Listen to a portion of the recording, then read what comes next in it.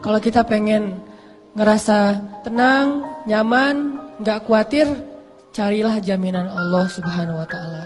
Salah satu jaminan Allah itu ada di dalam sholat subuh berjamaah. Kata Nabi, siapa yang sholat subuh berjamaah, kalau laki-laki di masjid, kalau perempuan boleh di masjid, boleh di rumah, tapi tepat waktu begitu selesai azan dia sholat, maka fahuwa fi zimmatillah. Dia dalam zimmahnya Allah. Zimmah itu artinya jaminan. Kalau hari itu dia meninggal, dia dijamin gak akan masuk neraka. Jadi kalau kita pengen hidup kita tuh terjamin, udah gampang, sholat subuh aja berjamaah. Hari itu kalau kita meninggal, tenang, gak usah khawatir. Aduh saya belum siap meninggal. Udah siap kalau kita udah sholat subuh berjamaah. Kita meninggal hari itu udah siap. Tapi dosa saya banyak, Allah jamin dibebaskan dari api neraka. Kalau hari itu kita belum meninggal, Allah jamin hari itu akan Allah pelihara, akan Allah cukupkan segala kebutuhan kita di dunia.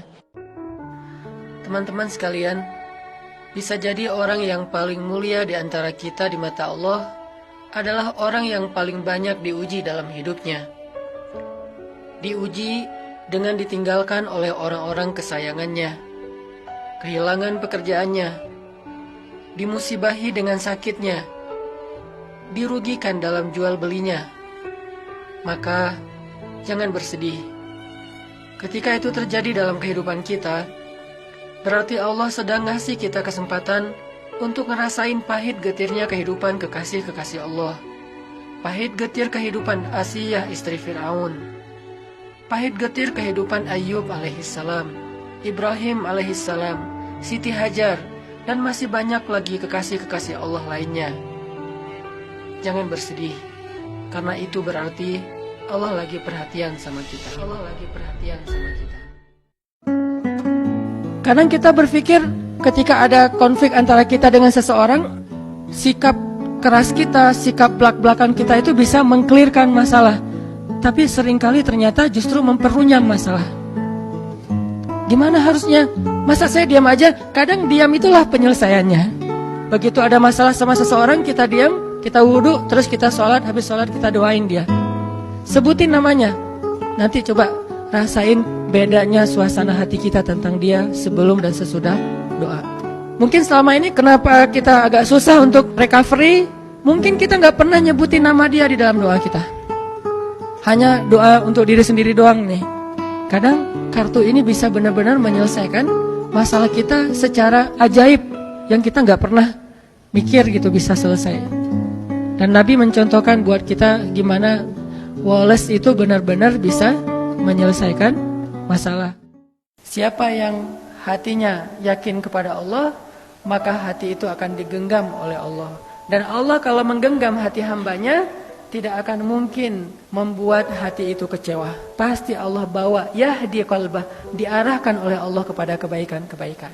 Diarahkan kepada hal-hal yang baik ketika kita percaya kepada Allah. Sehingga ketika Allah ngasih satu ketentuan dalam hidup kita, udah kan Allah yang menentukan ini, ya udah percaya aja. Apapun yang ditentukan Allah, kita ikut.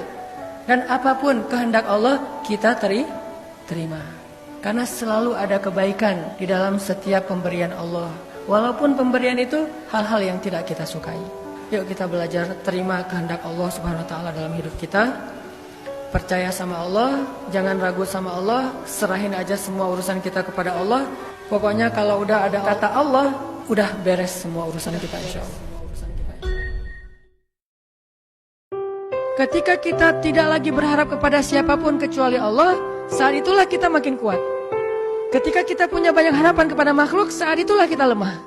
Terus kalau gitu nggak boleh kerjasama dengan makhluk, nggak. Ini bab ikhtiar. Bedakan bab ini berdua, bab tawakal dengan bab ikhtiar. Ini dua bab yang berbeda. Bab ikhtiar, bab zahir.